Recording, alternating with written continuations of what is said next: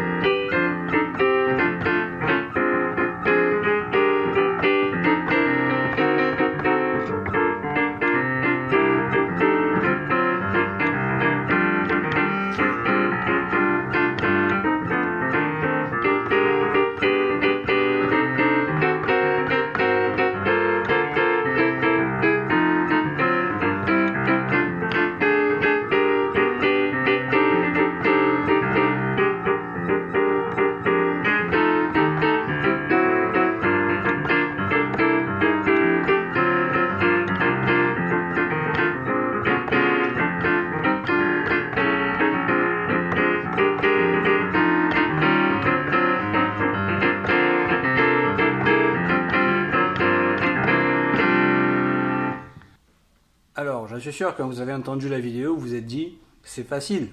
Ça sonne ta ta ta ta ta ta ta ta. Moi aussi, je peux le faire. En fait, c'est super compliqué. Si vous essayez, vous allez voir. À moins que vous l'ayez travaillé, pour moi, j'ai mis des années pour comprendre ce concept tout simple. Qui est simple au final, ce que je veux dire. Donc, j'ai écrit un motif rythmique en 5 temps. Donc 1, 2, 3, 4, 5, 1, 2, 3, 4, 5, 1, 2, 3, 4, 5, 1, 2, 3, 4, 5. Et je l'ai superposé sur une mesure à 4 temps.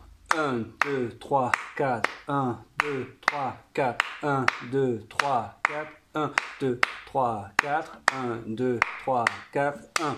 Ça veut dire qu'il faut 5 mesures à 4-4 pour que ce motif en 5 retombe sur le premier temps. Et donc l'idée, c'est de prendre ce motif en 5 et de le jouer sur un blues. Donc le blues, c'est en 12 mesures.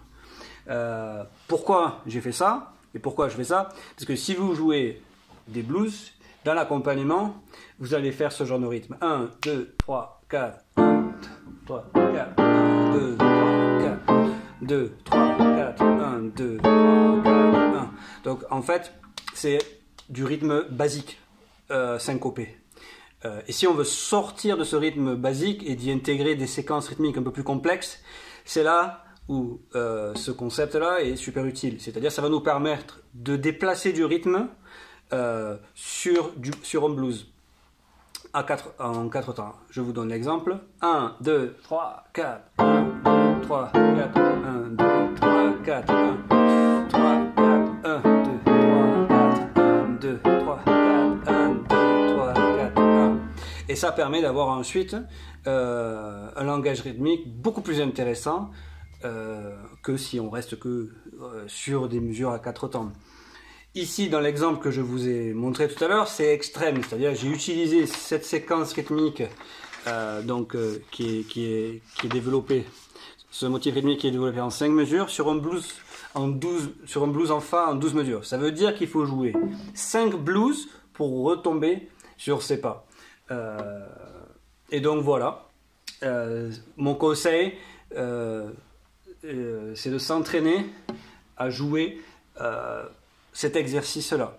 Il faut bien penser que ça reste qu'un exercice parce qu'on ne va jamais jouer en session de cette manière-là. On va prendre certains rythmes à certains endroits. Généralement, on va isoler 4 à 5 mesures. On ne va jamais jouer cette séquence de cette manière-là. Donc, par exemple, vous allez faire 1, 2, 3, 4, vous restez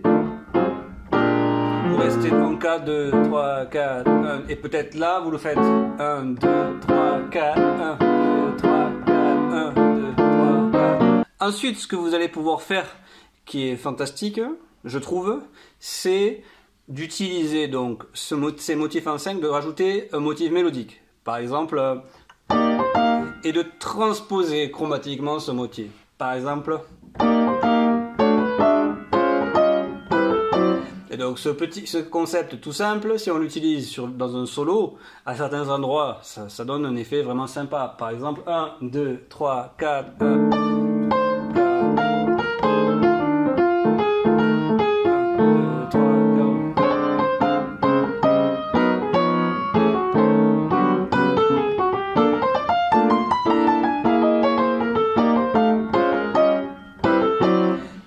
etc. Là, j'ai fait le motif en 5, je l'ai fait au milieu, et ensuite à la fin, j'ai pas vraiment fait un motif en 5, mais vous avez compris un peu le principe.